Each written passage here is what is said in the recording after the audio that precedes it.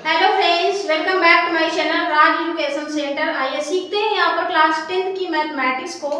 इससे पहले ये टॉपिक जो मैंने आपको डिस्कस किया था सरफेस एरिया एंड वॉल्यूम, पहले वाले लेक्चर में मैंने आपको कुछ फॉर्मूले डिस्कस किए थे, तो आप हमारे पहले वाले लेक्चर को वॉच करें। मैं डिस्क्रिप्शन बॉक्स में सभी वीडियोज के लिंक प्रोवाइड भी कर दिया है, तो step by step one by one आप सभी वीडियोज को ओपन करके आप वॉच कर सकते हैं।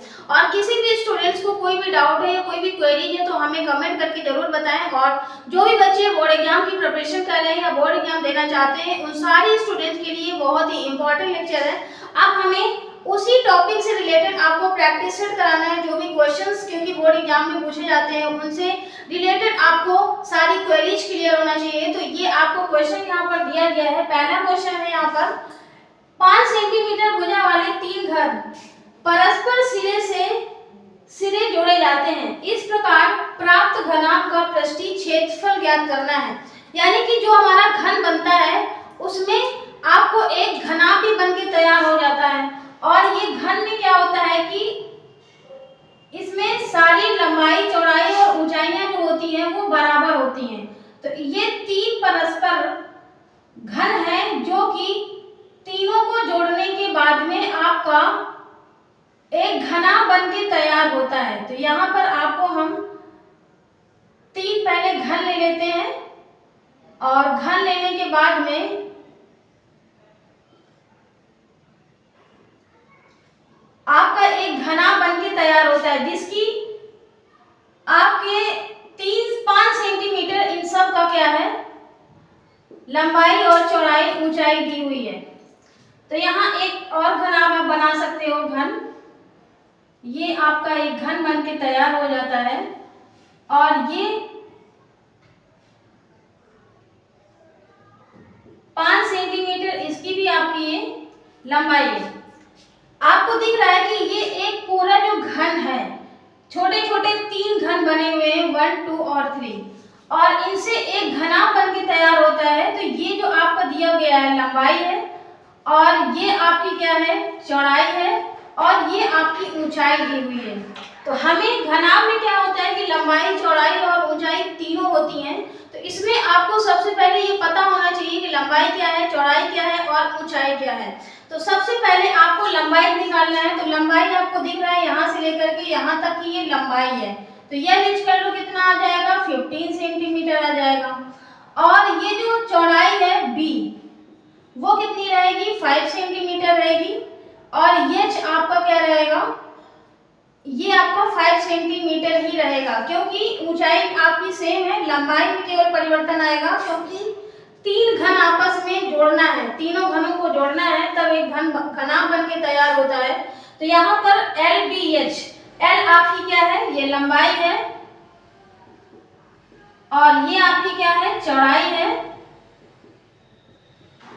और ये आपकी ऊंचाई है। अब हमें घनाभ का पृष्ठीय क्षेत्रफल ज्ञात करना है। तो फार्मूला क्या होता है घनाभ का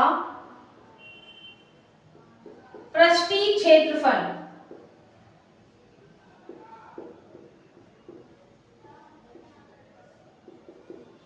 इसका फार्मूला होता है 2 LB plus BH plus LH। 2 L का मतलब क्या है, आपका 15 दिया हुआ है, B आपका 5 है, प्लस 5 इंटू 5 LH, L की वैल्यू कितनी है, 15 है, और H की वैल्यू आपकी 5 है। इसको कैलकुलेट करके आपको सॉल्व करना है, कितना आ जाएगा, 75 प्लस 25 प्लस 75। इनको आप ऐड करेंगे तो 2 इंटू 75 और 75 को ऐड करेंगे 150 होता है, और 150 में से 25 को ऐड करेंगे तो 175 होता है। इसको कैलकुलेट करेंगे, 2 5 जा 10, 2 7 जा 14, 115, और 2 1 जा 2, 1 ऐड करेंगे 3। तो ये आपका आएगा घन सेंटीमीटर आएगा। ये आप ऐसे भी लिख सकते हैं, सेंटीमीटर क्यूब भी लिख सकते हैं।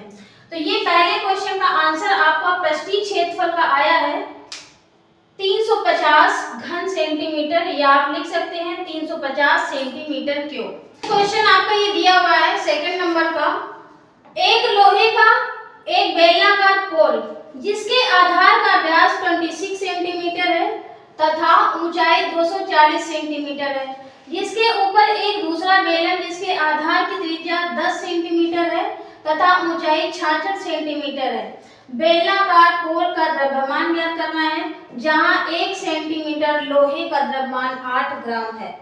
तो ये मैंने आपको एक बेलन बनाया हुआ है, ये टोटल पोल है, और यहाँ पर आपको ये ऊपर वाला जो बेलन है जिसकी आपकी ऊंचाई दी है 240 सेंटीमीटर, आधार का व्यास कितना दिया हुआ है 26 सेंटीमीटर।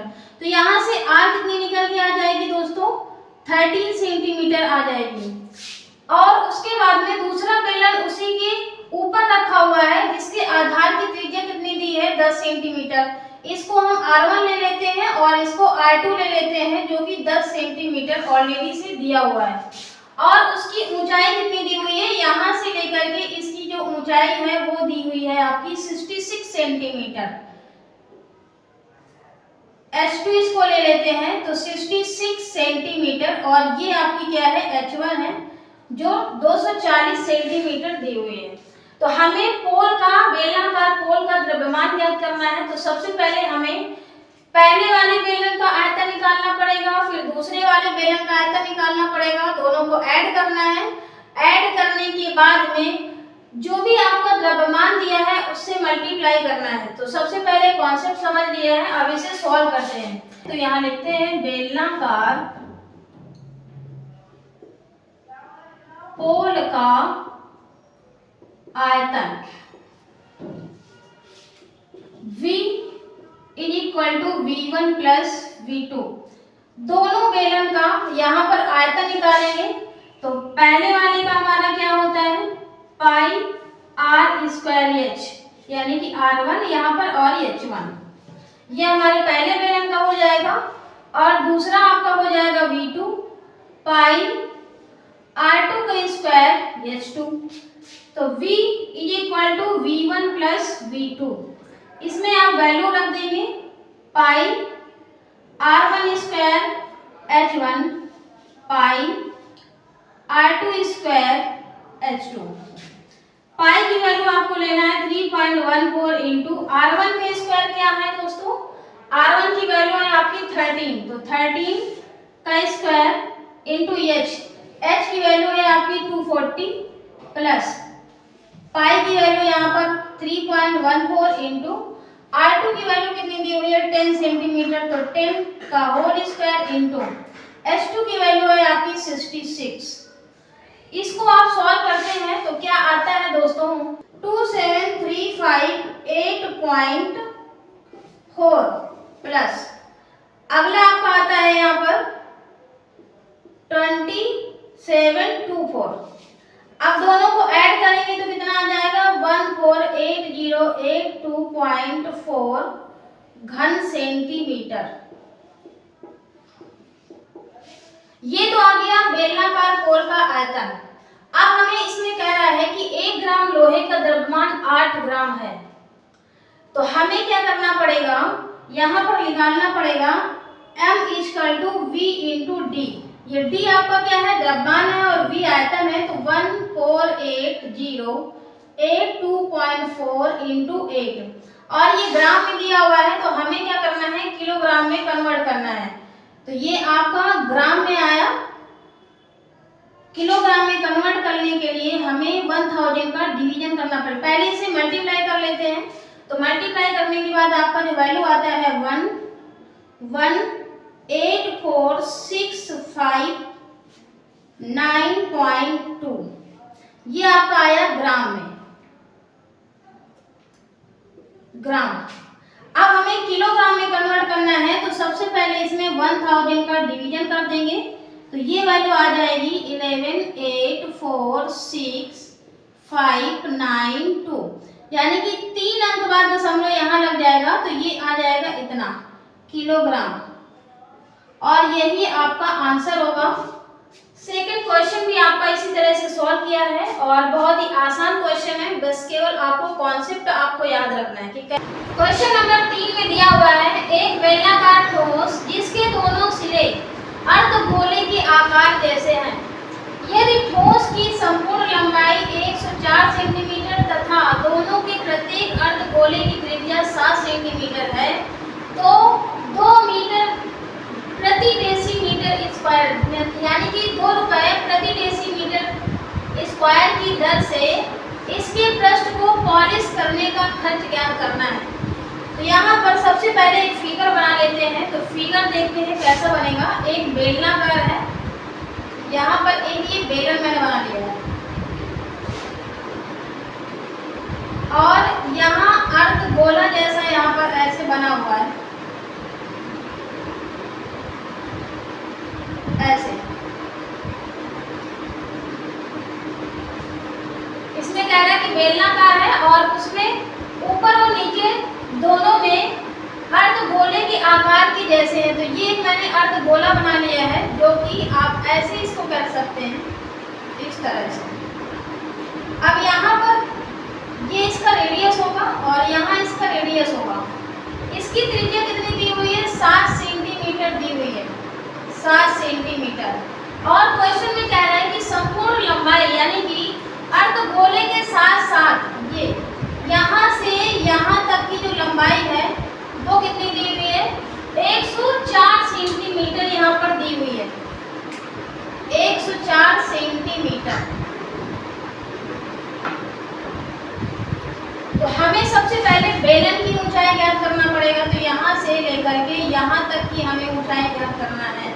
तो ये अर्धगोला है, तो अर्धगोला का मतलब है कि इसकी जो रेडियस होगी यहाँ तक ये 7 सेंटीमीटर और इधर की 7 सेंटीमीटर हम माइनस कर देते हैं 104 सेंटीमीटर में। तो बेलन की ऊंचाई यहाँ से निकल के आ जाएगी। तो बेलन की ऊंचाई बराबर 104 माइनस 14, तो कितना आ जाएगा? 90 सेंटीमीटर।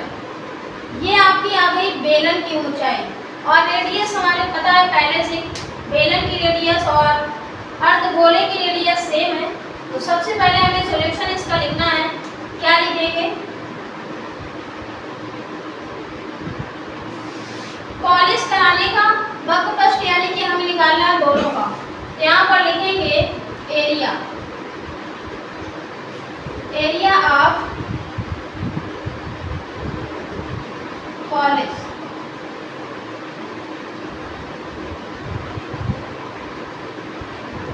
संपूर्ण पृष्ठ का एरिया निकालेंगे तो पहले हमें किसका एरिया निकालना पड़ेगा? बेलन का वक्रपृष्ठ निकालेंगे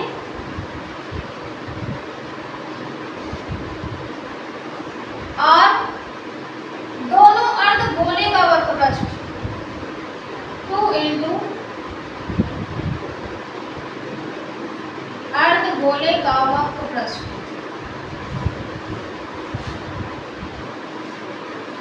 तो बेलन का वक्रपृष्ठ क्या हो जाएगा?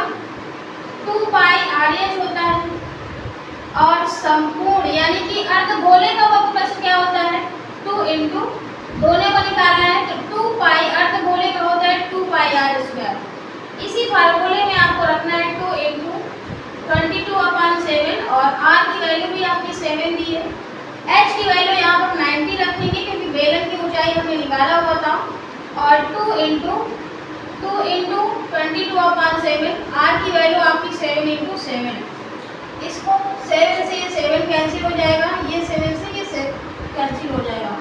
इसको आपको कैलकुलेट करना है, कितनी वैल्यू आती है कैलकुलेट करने के बाद में ये होगा 44 इंटू 90 प्लस 2 2 जा 4, 4 2 जा 8, 88 इंटू 7। इसको कैलकुलेट करेंगे कितना वैल्यू आता है? 0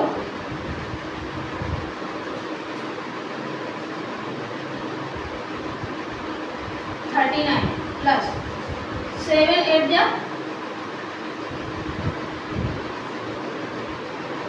7 8 जा होता है 56 और 7 8 जा 56। 56 में आपको 5 ऐड करना है तो कितना आ जाएगा? 61।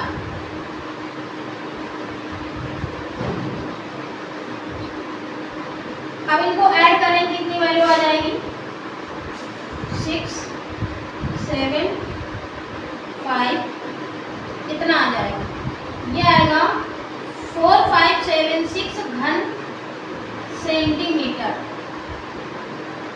अब ये घन सेंटीमीटर दिया है, यहाँ पर हमें जो रुपए लगा हुआ है डेसीमीटर में दिया हुआ है, डेसीमीटर स्क्वायर।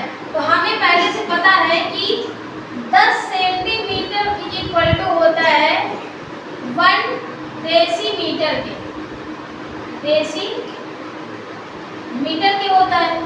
अब हमें डेसीमीटर स्क्वायर लाना है, तो क्या करेंगे 10 इंटू 10 कर देंगे सेंटीमीटर स्क्वायर, तो ये आ जाएगा 100 सेंटीमीटर स्क्वायर। तो हमें डेसीमीटर में कन्वर्ट करने के लिए क्या करना पड़ेगा, डेसीमीटर स्क्वायर में 100 का इसमें डिवीजन करना पड़ेगा। तो यहाँ पर आप 100 में डिवाइड कर देते हैं तो इसका वैल्यू आ जाएगा 45.76 डेसीमीटर स्क्वायर, ये वैल्यू आ जाएगी।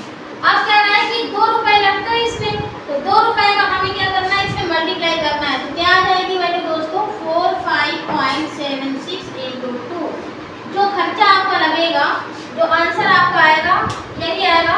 तो इसको मल्टीप्लाई कर लीजिए, 2 सीधे कितना होता है 12 होता है, 2 7 या 14, 14 में 1 ऐड किया 15, 2 5 या 10, 10 में 1 ऐड किया 11, 2 4 या 8, 8 में 1 ऐड किया तो 9, यानी कि 91.52 रुपए, और यही आपका आंसर होगा। नंबर 4 दिया हुआ है, एक ठोस खिलौना ऐसे आकार का है जैसे कि एक अर्धगोले पर एक लंबवृत्तीय शंकु रख दिया जाता है।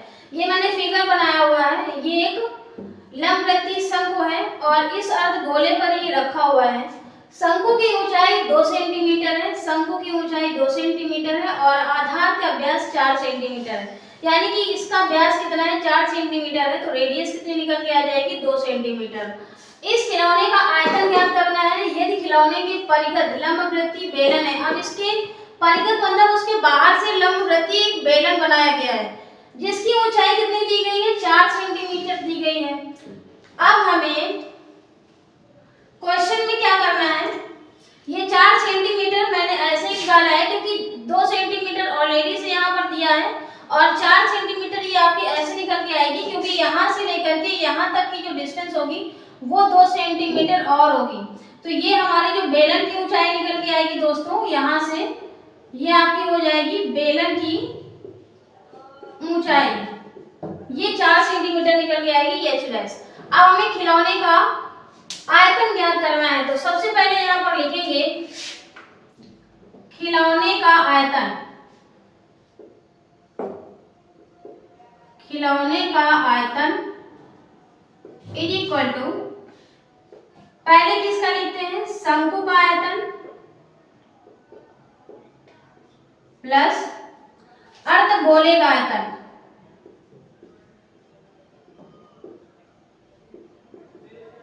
अर्धगोले का आयतन। तो शंकु का आयतन होता है 1/3 पाई r स्क्वायर h होता है और अर्धगोले का आयतन होता है 2/3 पाई r क्यूब होता है। इसमें आप वैल्यू रखेंगे, पाई की वैल्यू आपको लेना है 3.14 क्योंकि क्वेश्चन में दिया हुआ है, और r स्क्वायर, r की वैल्यू आपको 2 लेना है, तो 2 का स्क्वायर इंटू h की वैल्यू जो शंकु है उसकी ऊंचाई दी है 2 plus 2/3 into 3.14 into r cube, r की वैल्यू है आपकी इतनी। इसको आप कैलकुलेट करेंगे तो इसका जो आंसर आएगा 25.12 आएगा घन सेंटीमीटर। अब इसके बाद में हमें निकालना है, यदि खिलौने के परिगत लंबवृत्तीय बेलन है तो लंबवृत्तीय बेलन और खिलौने के आयतनों का अंतर ज्ञात करना है। तो हमें यहाँ पर निकालना है क्या, खिलौने के आयतन का अंतर। दूसरे स्टेप में खिलौने के आयतन में आयतन का अंतर क्या होगा, तो यहाँ सबसे पहले क्या लिखना पड़ेगा, बेलन का आयतन लिखना पड़ेगा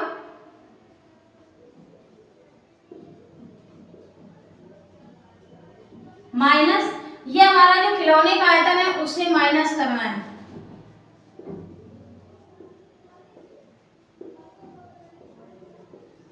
ये मैंने लिख दिया। अब बेलन का आयतन क्या होता है दोस्तों, पाई r स्क्वायर h होता है।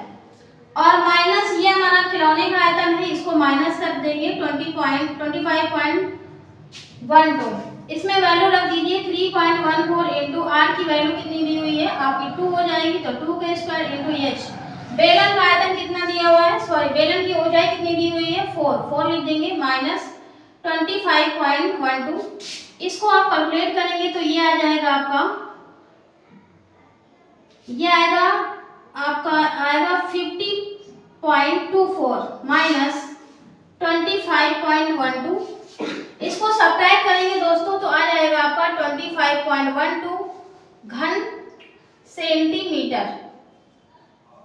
यही आपका आंसर होगा। और ये जो मेरा लेक्चर है फिनिश होता है। अगले हम नेक्स्ट लेक्चर में आपको मिलेंगे। कोई भी डाउट है या कोई भी क्वेरीज है तो हमें कमेंट करके जरूर बताएं दोस्तों।